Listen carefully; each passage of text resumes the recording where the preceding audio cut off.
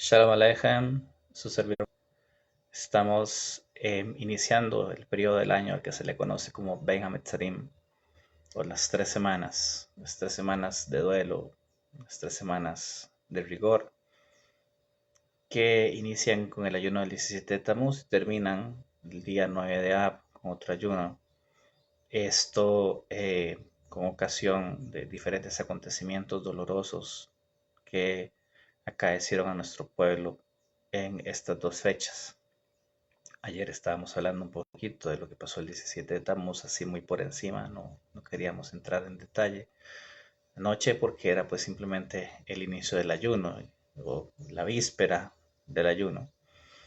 Y pues el Shulchan Aruch en el capítulo 549 y siguientes habla de las costumbres, de las leyes, de las razones de por qué existe este ayuno. Pues la mayoría de judíos sabemos, somos judíos moderadamente educados, medianamente educados, pues entendemos el, el- la razón de estas efemérides, como lo son el ayuno del 17 de Tamuz y del 9 de Ab. El 9 de A fue fijado como una fecha, pues, de una fecha difícil para nuestro pueblo. Sabemos que el 9 de A fue cuando regresaron los espías que fueron enviados por orden de Moshe Rabbeinu a espiar, valga la redundancia, la tierra de Canaán. Y cuando ellos regresaron con un reporte pues no tan halagüeño, no tan positivo sobre la tierra, diciendo es una tierra que consume a sus habitantes.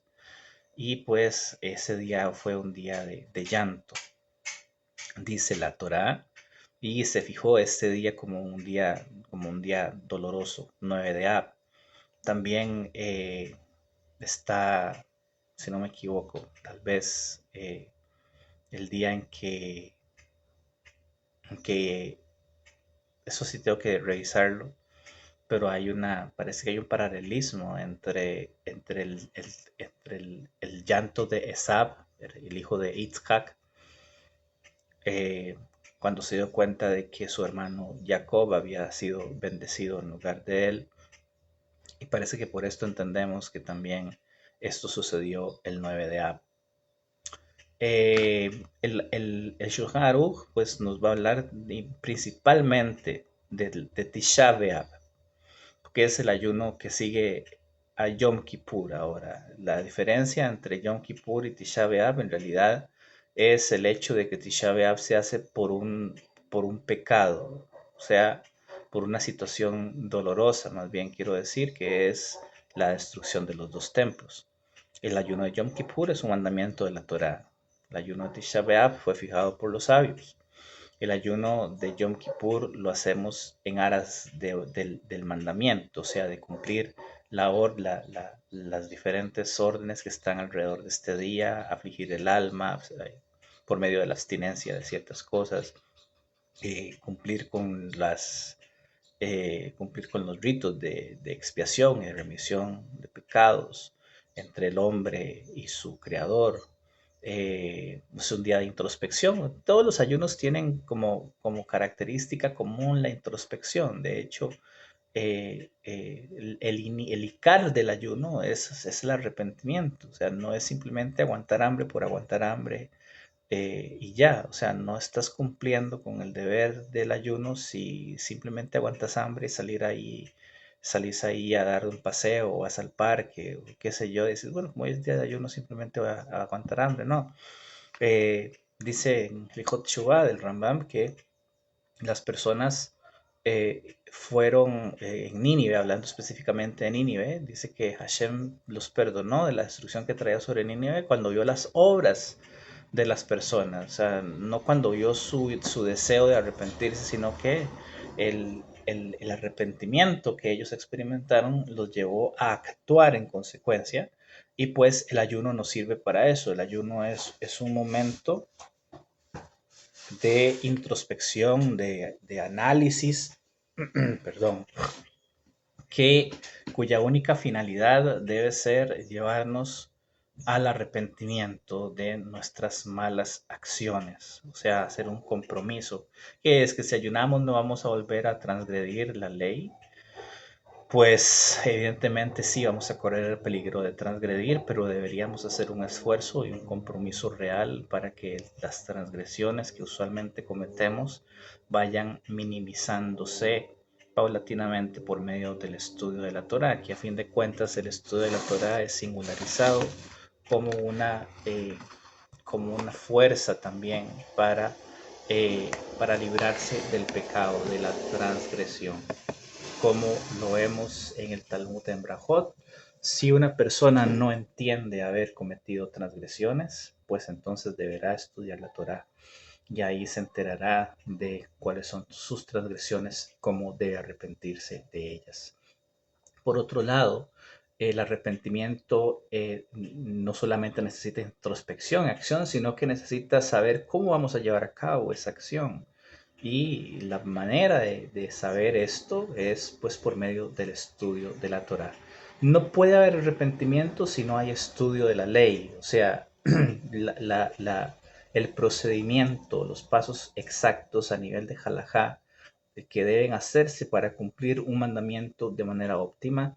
Y se me ocurren muchos ejemplos, pero hay la obligación de, por ejemplo, de tzeniut. Tzeniut no solamente una manera de vestir para las damas, sino que tzeniut es una forma de conducirse. Prácticamente es una religión dentro del todo el conglomerado de doctrina que tiene el judaísmo. El tzeniut es toda, todo un desarrollo doctrinal que afecta con la conducta de las personas, no solamente a nivel de vestimenta. O sea, de nada vale que una persona, sea una mujer o un hombre, guarden los lineamientos referentes al Tzeniut, pues si no se comportan de manera tznuá, si no hablan con Tzeniut, si no se, se, se dirigen a sus semejantes con Tzeniut, sus actuaciones, independientemente de que anden tapados de pies a cabeza, pues si practican algún tipo de, practicásemos, lo aleinu, shalom, algún tipo de conducta que pueda ser cuestionada o calificarse como inmoral, pues la vestimenta no va a servir de nada. El Kalut Rosh y jugar, dice la Mishnah, una Mishnah de Rabbi Akiva, dice que la frivolidad y la charlatanería nos llevan a la inmoralidad. Entonces, una persona puede vestir lo más hasidish o lo más jaredí posible, que pues si padece de Kalut Rosh o de charlatanería, de comportarse como un payaso, pues eventualmente, muy a pesar de su forma de vestir, va a terminar en algún momento fallando con algún tema de inmoralidad. El estudio del Talmud, leíamos el otro día en Sejut Avot, los que ponen atención, no me han hecho el favor de poner atención a mis vídeos sobre este tema. Sejut Avot dice que Talmud y el nombre de la primera esposa de Adán tienen el mismo valor numérico. Ahí hicimos un estudio sobre esto. Y pues sabemos que la primera esposa de Adán es una especie de ente místico calificado como la madre de los Shindalet, de los Nesikim, cuya única razón de existir es poner pensamientos inmorales en los pensamientos inmorales, perdón, en las mentes de los hombres. Entonces el estudio del Talmud es una fuerza que contrarresta proporcionalmente este mal de la inmoralidad también. O sea, siempre vamos a terminar en el estudio de la ley como un discriminante para, para, a, a, para influir nuestra conducta, y esto pues en las palabras de Raí Eli Mansur, que Hashem le dé una vida larga y dulce. Él decía en un shiur sobre el estudio de la Torah que no hay nada que moleste más a las fuerzas de Sitra Hará, no hay nada más que moleste a tu inclinación al mal, que estudies Torah. Y pues como prácticas de devoción hay la plegaria, hay lectura de salmos, hay la atención a Shiurim, sobre Musar, sobre ética, sobre inspiración inclusive, y esto no le va a causar ningún efecto a la inclinación al mal. La inclinación al mal está relacionada directamente con la conducta de la persona, y la única manera de contrarrestar el poder de la inclinación al mal es por medio del estudio de la Torá. Por otro lado, nada se va a oponer más, o a nada se va a oponer tanto la inclinación al mal natural, que es natural a la existencia humana. No se va a oponer a otra cosa más que al estudio de la Torah. Pues puedes pasarte todo el día leyendo Teilim si querés, puedes pasarte todo el día leyendo la Mikra, inclusive Rashi, todo bien bonito, pero en el momento en el que te decidís a estudiar halajá para hacer halajá práctica, halajá lemacé, cómo debes conducirte, cómo debes actuar, cómo debes moverte, en ese momento el mundo se te va a echar a perder. ¿Por qué? Porque tus inclinaciones naturales, tu inclinación al mal, no quiere que vos aprendas cómo conducirte. ¿Por qué? Porque lo que va al aprender cómo conducirte, tu carácter se va a refinar, y al refinarse tu carácter, pues entonces va a hacer que la influencia de la inclinación al mal en tu vida pues vaya disminuyendo paulatinamente. Por eso una persona puede pasarse todo el día estudiando lo que quiera, cualquier tema, que si no es halajá, pues entonces no va a llegar a ningún lado. Dicho en las palabras de Rabbi Ovadia Yosef, de bendita memoria, Jutoya Ganaleno, de nada sirve estudiar el Talmud, el Midrash, aprender Talmud, Midrash, qué sé yo, si no aprendes halajá. ¿Por qué? Porque la halajá es lo que va a definir tu conducta. La halajá es lo que va ¿cómo se dice?, a refinar tu carácter. Entonces, hablando de este tema, sencillamente una persona que busca el arrepentimiento, pero que no estudia las leyes alrededor de la conducta de la cual quiere arrepentirse, y las leyes que tienen que ver con cómo contrarrestar esa conducta perniciosa para su vida, pues entonces no está haciendo nada más que cambiar de opinión. El cambio de opinión no requiere de sustento, eh, eh, de aprendizaje. Simplemente alguien viene y te dice una cosa, ah, sí, no sabía, o oh, sí, sí sabía, y te hacen cambiar, te mueven como una veleta, como el viento mueve una veleta, son como las olas del mar que vienen y van. Pero cuando vos estudias y formás criterio de por qué algo está prohibido, de cómo debes cumplir ese mandamiento, pues entonces ya ahí no sos como un mono que está imitando lo que ves a otras personas hacer, ya no sos como una veleta, sino que tenés un fundamento firme, sobre el cual construir tu conducta y entender esto. Yo lo hago porque es así como está escrito. Evidentemente, para este tipo de criterios siempre es necesaria la sanción de los sabios. ¿Por qué? Porque muchas personas terminan justificando herejías o haciendo apología de conductas en contra de la ley, con con ideas propias de movimientos heréticos, que reclaman el hecho de que alguna conducta no está específicamente tipificada en la Torá, por ejemplo, pero pues sabemos que los sabios tienen esa prerrogativa para generar conducta. Ahora, debemos tener de verdad mucho cuidado con el hecho de que hay quienes dicen la tradición es ley, la costumbre, perdón, hay quienes esgrimen esta afirmación para justificar conductas que no existen en la Torá, que nunca han existido, y simplemente dicen, bueno, yo acostumbrado a hacer esto así porque la costumbre es ley. En realidad, hay prueba para demostrar de que no es tan simple como agarrar cualquier costumbre y convertirla en ley, sino que esta costumbre que se va a convertir en ley debe ser sancionada por los sabios, y los sabios deben estar de acuerdo con que esto sea así.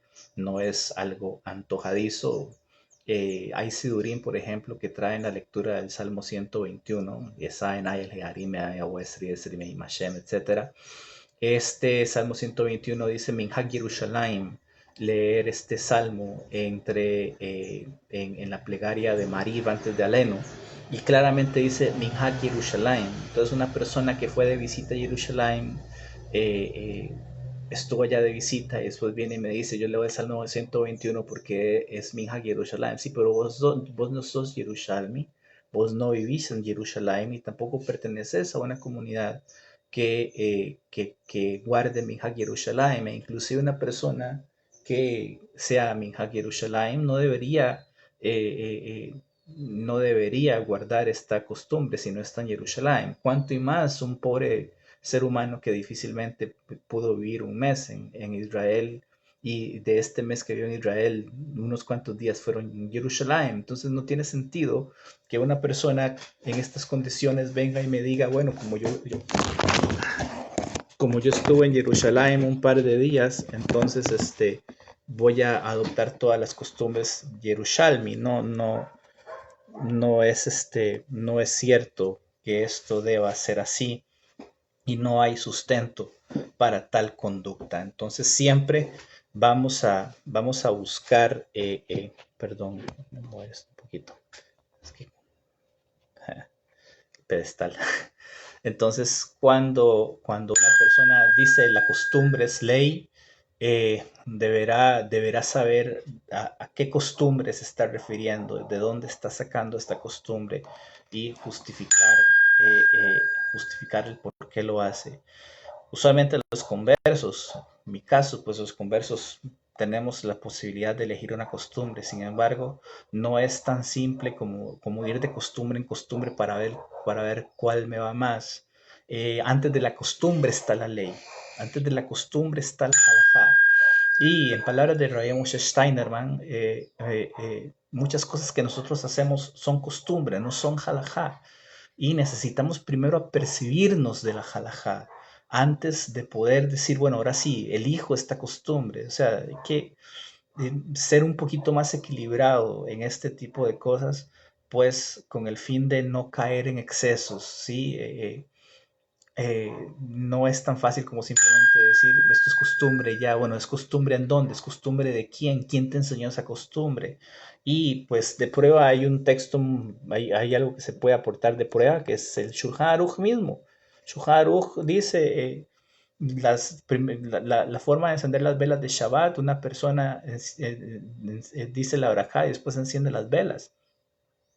Podemos cerrar el Shulchan Aruch por un momento y preguntarle a todas las damas que nos escuchan cómo encienden las velas de Shabbat ellas, y se van a dar cuenta que no lo están haciendo según lo que dice el Shulchan Aruch, sino que encienden primero el fuego y después dicen la braja. Sin embargo, Shulchan Aruch dice primero decir la braja y después encender las velas. Kol mitzvot, toda mitzvah que necesite una braja, primero se dice la braja y después se cumple la mitzvah. Tenemos prueba en esto, Ligboa Mesusa. Tenemos prueba en esto en Ala Tevilá, Tevilat Kelim. Tenemos prueba de esto en Brit Milá. Primero se dice la baja, después se hace el Brit Milá. Primero se dice la braja, después se saca la jalá. ¿Qué pasa con el encendido de las velas de Shabbat? Hay toda una construcción ideológica alrededor del encendido de las velas de Shabbat, por lo cual los sabios llegan a la conclusión de que la mujer, al encender velas en Shabbat, primero deberá encender las velas y después decir la braja, al revés. ¿Quién enciende las velas quién dice la braja y después enciende las velas? Un hombre. Toda vez que lo esté haciendo dentro del tiempo en el que todavía se le permite encender las velas, lo cual quiere decir que debería hacerlo unos minutos antes de que empiece el Shabbat, ¿sí? Pero una mujer, haciendo falta 18 minutos para el atardecer, primero deberá encender las velas y después decir la braja. Un hombre primero dice la braja y después se encienden las velas. ¿Y dónde está eso? Ahora, hablando del encendido de velas, el encendido de velas no está en la Torah como un mandamiento, sabemos que es un mandamiento rabínico, entonces vamos a observar un mandamiento rabínico de buena gana y porque nos gusta, porque nos emociona, pero otro mandamiento rabínico pues nos causa conflicto. De ahí tenemos que entender que los sabios tienen esa prerrogativa de sancionar, inclusive en Devarim capítulo 17, en Parashat Re, dice claramente, la Torah que te enseñe está elevando a nivel de Torah la sanción de los sabios. Y la Torah que te enseñen te cuidarás de hacer. Voy a buscar el texto antes de meternos en materia con lo que estamos viendo de los ayunos. Esto es parte, estamos hablando de la chuva. Entonces, todo esto es parte también del ejercicio que debemos hacer para aceptar, para poder arrepentirnos de manera correcta.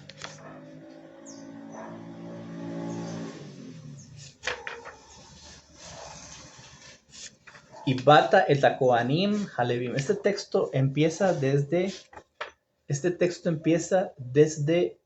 17:8 en Parashá Shoftim. El Sefer de Barim 17-18, Kipalemin Hadabar la Mishpat, cuando te sea maravillosa, o sea, una cosa que no se entiende, vaya más allá de tu entendimiento, Dabar le Mishpat, tema de juicio, entre sangre y sangre, Vendam le dam. Este es uno de mis textos favoritos de la Torá. ¿Por qué? Porque aquí le tapamos el hocico a todos aquellos que dicen que nosotros cuidamos mandamientos de hombres, siendo ellos los que cuidan mandamientos de hombres. Dice, entre sangre y sangre, entre juicio y juicio, o sea, sentencia y sentencia. No hay una sentencia que no está clara de parte de un Beit Din menor, vamos a llevarlo a un Beit Din, al Beit Din mayor, a un Beit Din gadol, y así va subiendo. O sea, la apelación llega hasta el Sanedrín, y el Sanedrín dice, no, esto es así. Ahorita no hay Sanedrín, sin embargo, ojo lo que dice la Torah aquí, ven, nega, le nega, entre mancha y mancha. Estamos hablando, ¿qué? De tzarat, de la enfermedad conocida como tzarat. Dibre ribot bishareja, y haya tema de disputa en tus portones, o sea, en tus ciudades. Bekamta alita, el hamakom, asher ibhar Hashem lo quejabo. Entonces te levantarás y subirás al lugar que Hashem tu Dios haya elegido, el templo. En este caso está hablando del templo, donde se asentaba el Sanedrín en el Betamigdash. Y bata el Kohanim, sacerdote, Leviim y Shofet. O sea, no está restringida la sanción solamente a Kohanim y a Leviim. Ahora, había particularidades en las cuales el Cohen tenía la última palabra, ¿sí? Como Tzarat. Pero hay otras cosas en las que los sabios podían decidir. O sea, un sabio podía ser experto en la ley de Tzarat. Pero si él no era Cohen, él no podía decir si una persona era pura o impura por causa de Tzarat. Una persona podría ser experta en la ley de la Sotá, pero él no podía hacer el procedimiento de la Sotá, de las aguas amargas y todo esto que se le hacía a la Sotá si él no era Cohen. En este caso me está diciendo a mí, puedes venir a donde el Cohen, había Kohanim en el Sanedrín, por supuesto, y había Kohanim cuya tarea era decidir entre nega y nega, por ejemplo. Había Leviim, los Leviim son los maestros del pueblo judío por excelencia, pero aquí también me dice Shofet, no está restringiendo la capacidad de decisión únicamente al Cohen o al Leví, sino que también está diciendo el Shofet. ¿Shofet quién es? Un rabino, un juez. ¿Ah? Asher Ie Bayaminhaem. Vas a ir al Cohen, al levita o al Shofet, al rabino o al Dayan, al juez, que esté en aquellos días.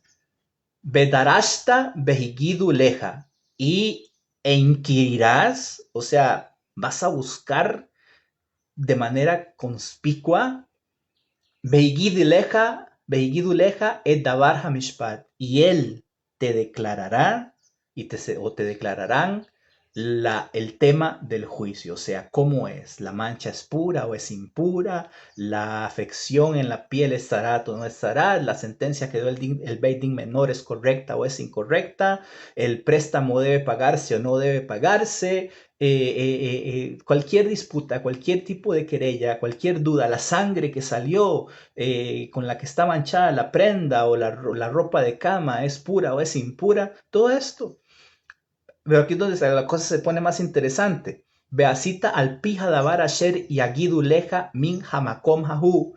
Y vas a hacer de acuerdo a la cosa que te declareen desde aquel lugar, Asher ibhar Hashem beshamarta la azot bekol asher yoruja, de aquel lugar que haya elegido Hashem, y te cuidarás, te guardarás de hacer todo lo que te yoruja, todo lo que se te indique, todo lo que se te instruya, la Shon Torah.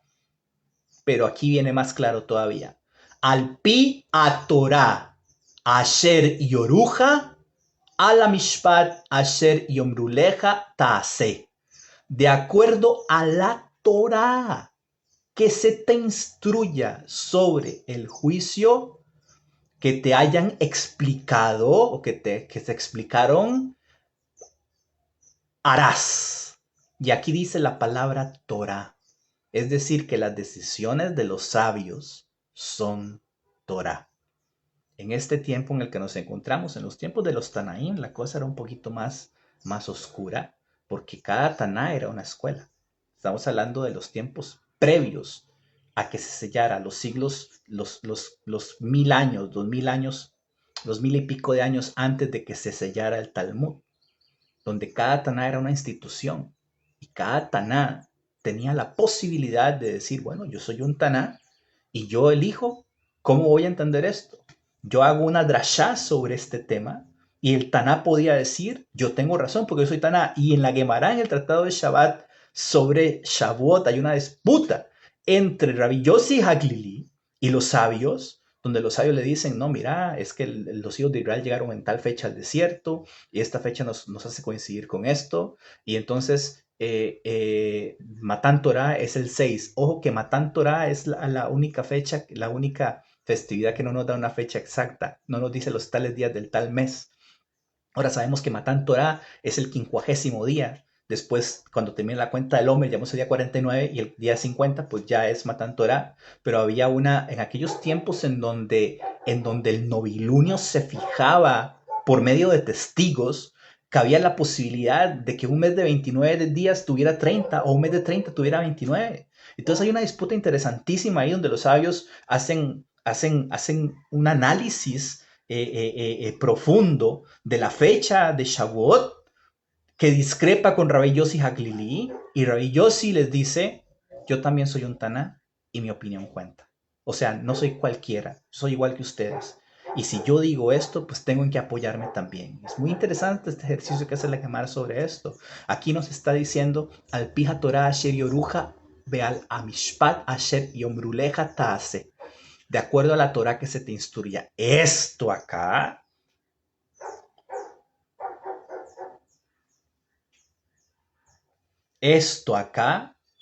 de la Torah que se te instruya, me está diciendo que la decisión de los sabios es Torah.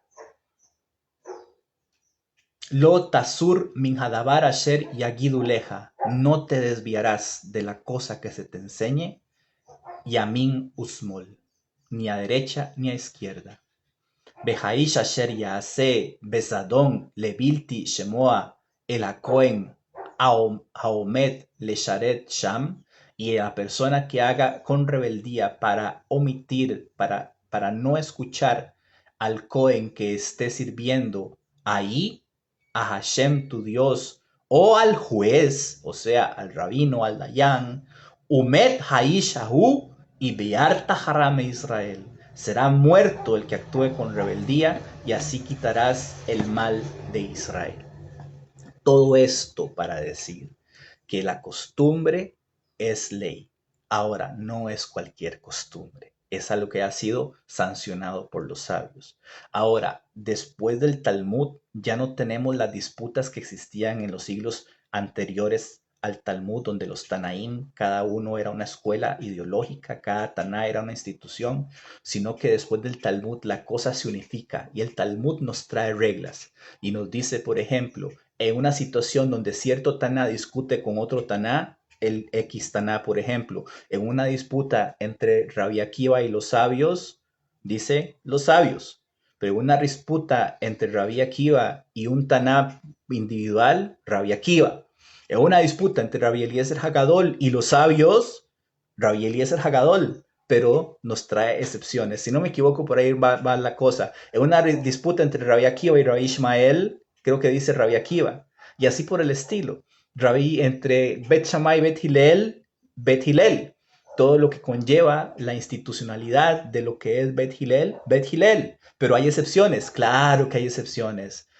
Lo que al Talmud hace es unificar los criterios de pensamiento, armonizar las opiniones discrepantes entre Tanaim y entre Amoraim, pero finalmente nos dice, no obstante que un Taná haya tenido una conducta, lo cual era respetable para el momento histórico en el que este Taná vivió, ahora no hacemos como ese Taná, sino que hacemos como así. Y los Rishonim, los sabios, perdón, los Geonim y los Rishonim, que son los sabios que vinieron inmediatamente después del Talmud, algunos corrigieron ciertas partes del Talmud y nos enseñaron no debemos leer así, sino que debemos leer asá, no debemos entender tal cosa, sino entender cual otra. De hecho, todo el tratado de Shekalim viene se explica, el tratado de Shekalim se explica según la sanción del Gaón de Vilna. Seguimos la Shittat del Gaón de Vilna.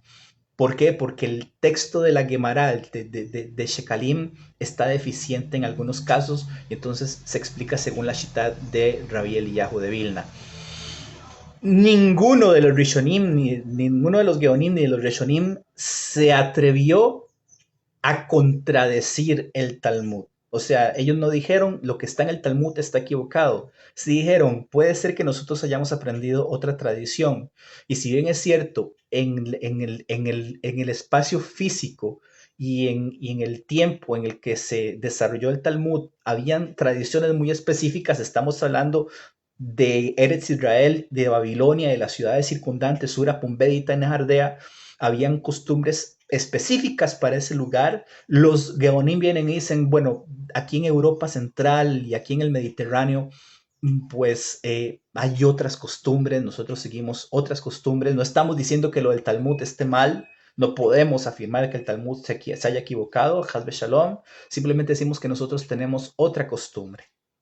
Y entonces ahí por medio del género literario que se llama Shalot y Chubot, pues ya empezaron a validarse estas costumbres que no estaban codificadas en el Talmud, pero que también eran válidas para las diferentes comunidades que las practicaban. Esto lo podemos encontrar en una hermosa obra que se llama Manual del Pensamiento Judío de Rabbi Aryeh Kaplan, donde nos explica el desarrollo de la halajá, que es una lectura que debía ser obligatoria para cualquier persona que se jacte de ser estudioso de Torah, porque ahí nos va a explicar con detalle cómo se da este desarrollo de pensamiento, este ejercicio intelectual hasta nuestros días para llegar a este momento en el que estamos, en el que nadie va a decir es costumbre de una comunidad de conversos aislada en el Valle Central de Costa Rica,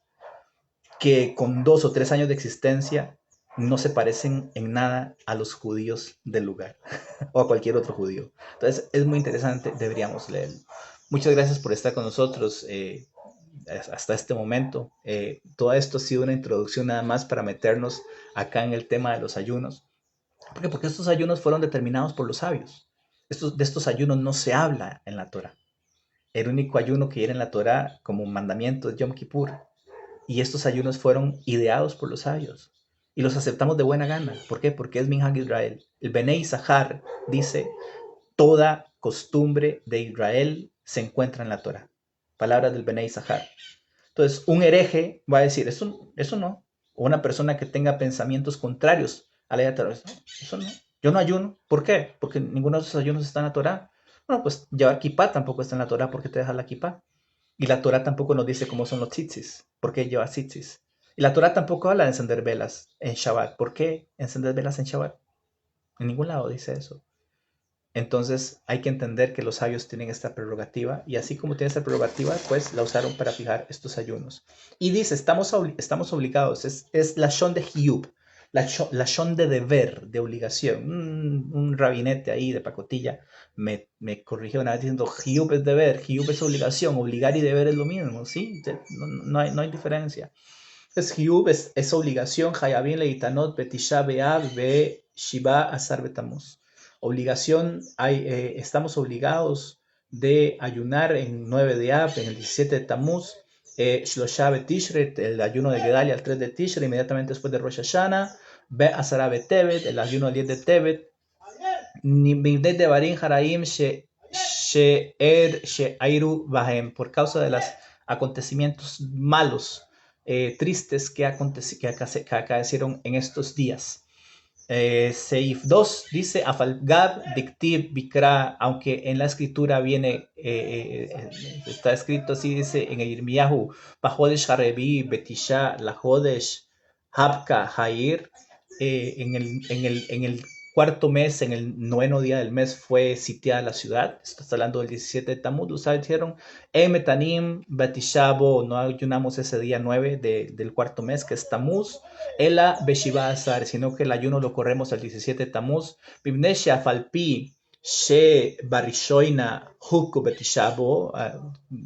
Por causa de que, aunque si bien es cierto, el sitio de Jerusalén en la primera vez de la destrucción del primer Bet HaMikdash sucedió el día noveno del mes, que van She Bashenia Hubka Be Shiva Asarbo, el sitio de la destrucción del segundo templo, inició su parte más fuerte el 17 de Tamuz. Entonces, Tiknu Lejita nota, aquí tenemos, antes se ayunaba en el periodo intertemplos, el ayuno del cuarto mes era el día 9, pero después de la destrucción del segundo templo, los sabios dijeron, no, la destrucción del segundo templo es más rigurosa, es peor que lo que sucedió en el primer templo. Y de hecho, prueba de eso tenemos hoy día.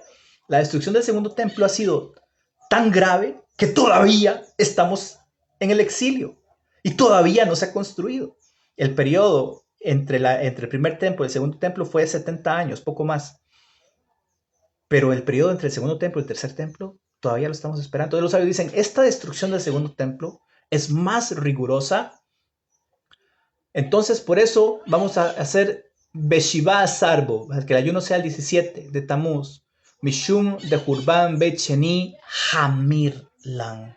Por causa de que la destrucción del segundo Beit HaMikdash es todavía más fuerte para nosotros, es más grave para nosotros. Mishnah Berurah dice, Hayabim, Seir Katan Aleph de Mishnah Berurah sobre Hayabim, dice, Behu Midibrei Haneviim. Estas son las palabras de los profetas. Estos ayunos fueron fijados por los profetas, no fueron fijados en la Torá. Insisto, como está escrito, Bikra Tzom Harevi, Betzom Hamishi, el ayuno del cuarto, el ayuno del quinto mes, Tzom Hashevi, Betzom Hasiri, el ayuno del séptimo Tishrei y el ayuno del décimo Tebet, etcétera. Dicen nuestros sabios, Som Harevi, Se Shiva, Sarbetamu, Sheuba, Jodesh Revi, Limidian, Jehodashim. Este ayuno del cuarto mes está hablando del 17 de Tammuz, que es el cuarto mes según la cuenta de los meses. El ayuno del quinto mes, este es el ayuno de Tisha B'Av, que es el quinto mes según la cuenta desde Nisan, estamos hablando. Tzom Hashevi, Tzom Gedalia, el ayuno del séptimo mes es el ayuno de Gedalia, que es el séptimo mes según la cuenta de los meses. Betzom Hasiri se Asara Betebet, el ayuno del décimo mes es el 10 de Tebet. Shehuba Hodesh Hasiri, que es el décimo mes. Bekol Elu Hayamim, Kol Israel Mitanim Bahem, y en estos días todo Israel debe ayunar en ellos. Bimnei Hatzarot She'eiru Bahem, por causa de los malos de los dolores que acontecieron en estos días. Que de le orer Halebabot le pakeach al darkei hachuvá, con el fin de despertar los corazones para que se vuelvan hacia el camino del arrepentimiento. Veirse zikaron lemaaseinu haraim, y que esto sea recuerdo de nuestras malas acciones y de las acciones de nuestros padres, shehayame maaseinu ata, que son como nuestras acciones ahora. Achegarem lakem belanu otan atzarot, para que se quiten de nosotros y de ellos, acciones por las cuales se completaron sobre ellos y sobre nosotros estos dolores, y por causa, y ya que por medio del recuerdo de estas cosas, Nashub Leatib, vamos a arrepentirnos para el bien, que Moshe Neymar, como está escrito en Vaikra, Behitbadu et Aboinam Beet Abon Abotam, y declararán o confesarán sus rebeliones y las rebeliones de sus padres, etcétera. Belahem, perdón, Hayab Kol Ish Lasum el Libo Beotan Hayamin. Es necesario que cada persona analice su corazón en estos días y le pashpesh bemaasab y que termine sus malas acciones y que se arrepienta de ellas. Quien haikar hatanit, porque no es lo más importante el ayuno, como está escrito en cuanto a las personas de Nínive, como mencionábamos hace un rato. Bayar Hashem es Maaseihem. Hashem vio sus acciones, vio sus obras. De Ambru Jajamenos y Cronal Ibraja, dicen nuestros sabios en el tratado de Tanit, dice Et Sakambe et Tanitam, lo Neemar, Ela et Maaseihem. No habla de que se pusieron ropas ásperas, ni tampoco dice que estaban ayunando, sino que dice Hashem se fijó en sus acciones. Vein Atanit Ela Haná Lichuba, y el ayuno no tiene otra finalidad más que impulsar o motivar el arrepentimiento. La gen, Otam Hanashim, Shekshehem, Mitanim, Olhim, Bitul, pero por lo tanto aquellas personas que mientras están ayunando salen a dar un paseo, anulan Bitul y Bidborim Betalim, anulan el ayuno, y que hablan palabras nulas, o sea, Tabshu Tatafel Behinihu Haikar, han preferido el accesorio y han dejado lo importante. Y Mikol Makom Ein Liftor Etatzmo Bechuba Bilbad, y en todo caso no se ha eximido de a sí mismo del arrepentimiento, o sea, todavía tendrá que arrepentirse.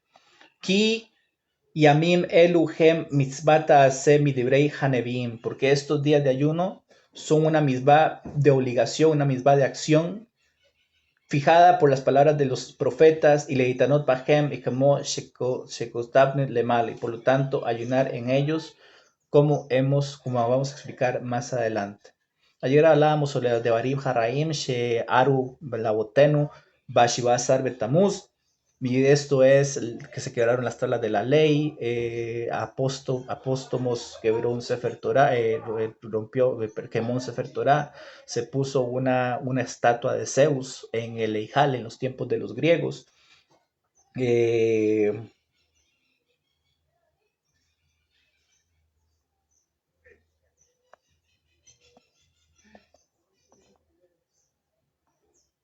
Se dejó el sacrificio continuo también, y que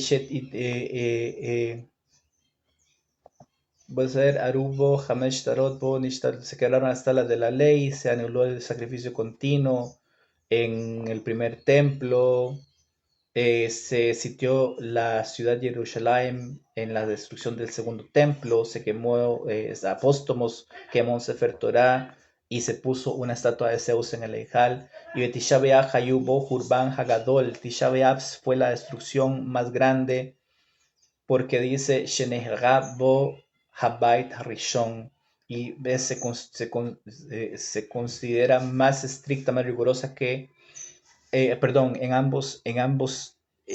ambos templos fueron destruidos en Tisha B'Av, y Basei Hayom Nixar al Aboiseni Sheba. En el día de Tisha B'Av también se decretó sobre nuestros padres, nuestros ancestros en el desierto, sobre su impedimento, prohibición de entrar en Eretz Israel, que se Hayom Nilkeda Ir Gedola Beitar Shema. En el día de Tisha B'Av también fue arrasada la ciudad de Betar, donde había decenas de miles de judíos. Benaflukulam Biyad, todos fueron asesinados cobardemente como en un solo día por parte de los idólatras. Bener Kulam Behayat Sarah Gedolá, y fueron muchos muertos, y fue un gran dolor para todos nosotros, como Kurban Bet Hamikdash, tal como fue la destrucción del segundo templo. Y Bobayom Mukale Puranut Harash Turnus Rufus Harashá. En este día también se cumplió el castigo en el que decía que Israel, perdón, el Beit HaMikdash, Sion iba a ser arada como un campo por parte de Turnus Rufus el malvado. Beyom, y bueno, ya ahí nos sigue hablando de los demás ayunos, de qué fue lo que pasó con Gedalia Ben Ahikam cuando lo asesinaron, y el día de Tebet, que fue el inicio del sitio de Jerusalén en los tiempos de Nebuchadnezzar. El 17 de Tamuz fue cuando se brechó la muralla de la ciudad. Benikba, Gehkel, Israel, Hanishara, bueno, aquí sigue hablando del ayuno del 3, cuando fueron llevados cautivos muchos de Israel a Babilonia. Bahem, por lo tanto es obligación ayunar en estos días, termina diciendo Mishnah Berurah sobre este tema. Se mi sheta beojal bahem, la persona que cometa un error, o sea, que se olvide de que estamos día de ayuno y coma en este día, mikol makon sarik le ashlim hatanit ahar shahal, tendrá que terminar el ayuno después de que haya comido, o sea, pues, mira, ya comí, bueno, pues ya que ya comí, ya que no, vas a tener que terminar el ayuno y después volver a ayunar otra vez. Dami shahal shum yahazor beahal shum.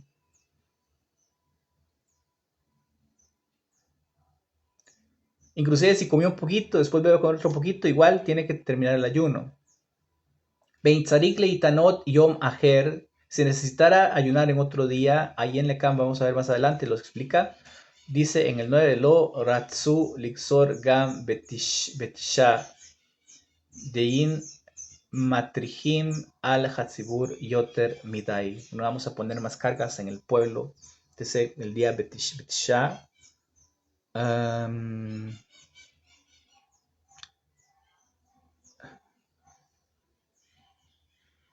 No ponemos más cargas en el pueblo de lo que sea necesario. O sea, había suficiente para decir, bueno, ya que la destrucción del segundo del del primer templo empezó a suceder el 9 de Tamuz y la del segundo el 17, pues entonces vamos a hacer 2 días de ayuno en Tamuz. Y los sabios dicen, no, solo uno es suficiente.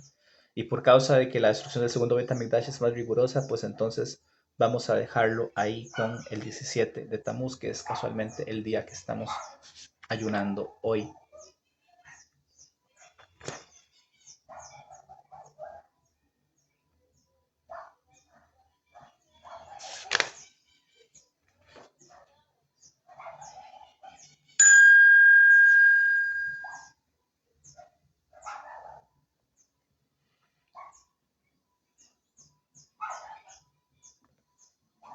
Dice comentario acá de Mishnah Haruna, dice Netinat Tzedakah Batanit, una costumbre es dar tzedakah antes de que empiece el ayuno. Bekol elu hayamin kol Israel mitanim bahem mipnei hatzarot she'aru bahem, hablando sobre el Seif Katan Aleph de Mishnah Berurah. Dice Mishnah Berurah Simán 566, Seif Katan Yotbet, dice que Tab Sheminhak la tzedakah beminja betanit, es costumbre dar tzedakah en la plegaria de Minja en el día de ayuno, de Agra de Tanita, de Agra de Tanita, Sitketa, Tratado de Rajot, dice, la recompensa del ayuno es la justicia. Behabi od beshem Elías Raba, y también se trae en nombre del Elías Raba. Beyesh nohagim leshaar ma shechaya ohel beyom hatanit leten la animim baerev, darle a los pobres como tzedaká lo que uno no se comió en el día de ayuno. Vejeno hakim beketzat kehilot lehakriz kufar nefesh.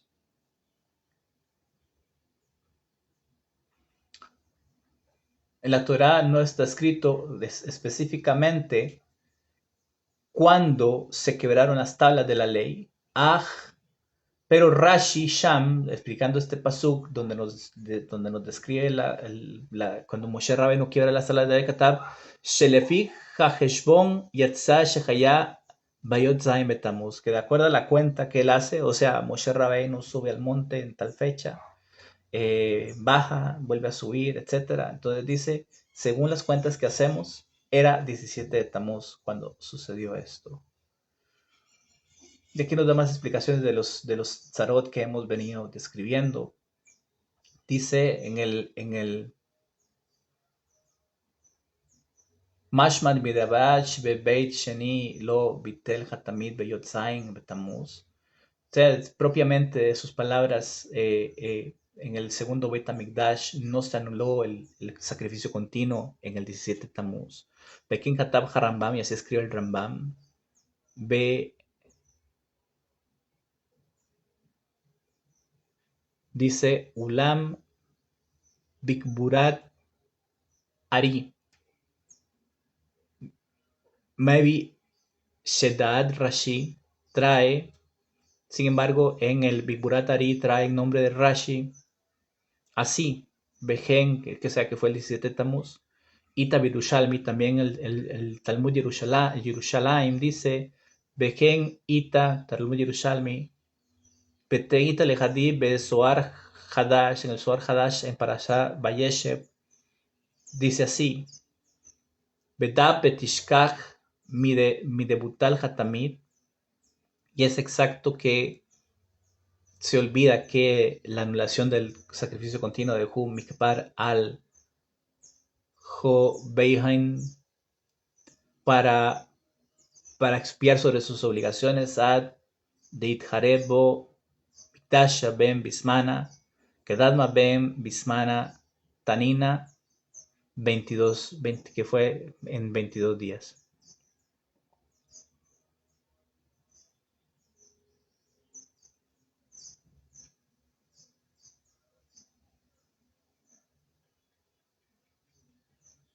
Bueno, vamos a llegar hasta aquí.